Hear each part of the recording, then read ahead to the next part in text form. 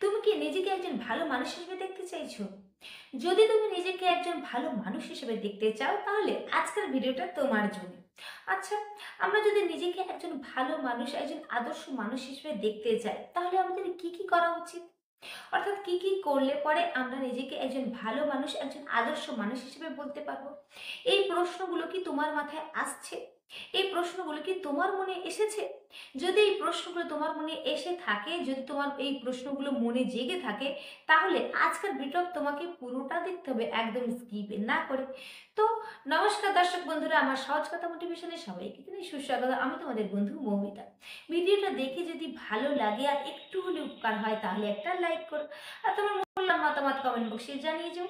চ্যানেলটা সাবস্ক্রাইব করে পাশে থেকো, কেন কি এই চ্যানেলে নতুন কোনো ভিডিও আসলে তার নোটিফিকেশন যাতে সবার প্রথম তোমার ফোনে পৌঁছে যায় তার জন্য সাবস্ক্রাইব তোমাকে করতেই হবে। তো চলো আর বেশি কথা না বাড়িয়ে মূল ভিডিওতে প্রবেশ করা যাক।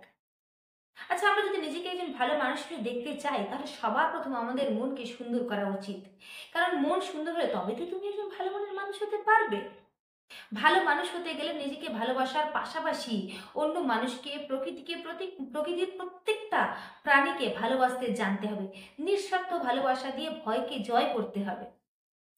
নিজের ভুলগুলোকে শুধরে নিতে হবে। কখনোই এমন করা উচিত নয় যে নিজের ভুলগুলোকে লুকিয়ে অন্যের ভুল ধরবে। কারণ নিজের ভুলগুলোকে শুধরে নেওয়ার মধ্যে ভালো মানুষের গুণাবলী লুকিয়ে থাকে। একজন ভালো মানুষ হতে গেলে নিজের রাগকে কন্ট্রোল করতে হবে, নিজের রাগকে বর্জন করতে হবে। কারণ রাগে ধর্ম নষ্ট হয় আর রাগ মানুষকে ধ্বংসের মুখে ঠেলে দেয়।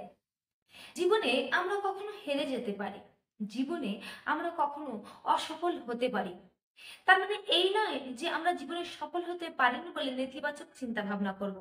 আমরা জীবনে সফল হতে পারিনি বলে অন্যকে ক্ষতি করে সফলতা নিয়ে আসব।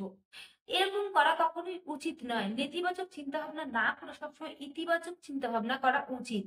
একজন ভালো মানুষের লক্ষণ হলো, কেউ যদি কোনো ভালো কাজ করে থাকে এবং সেটা প্রশংসার দাবি রাখে, তাহলে সেই কাজের জন্য তাকে প্রশংসা করতে হবে এবং তাকে এগিয়ে যাওয়ার জন্য অনুপ্রেরণা যোগাতে হবে। এগুলোই হলো ভালো মানুষের গুণাবলী বা ভালো মানুষের লক্ষণ। তো আজকের ভিডিওটা এই পর্যন্ত, ফিরে আসছি নতুন কোনো ভিডিও নিয়ে। ততক্ষণ নিজের খেয়াল রাখো, সুস্থ থাকার, ভালো থাকো। আর ভিডিওটা কেমন হয়েছে সেটা কমেন্ট বক্সে জানিয়ে যেও। নমস্কার।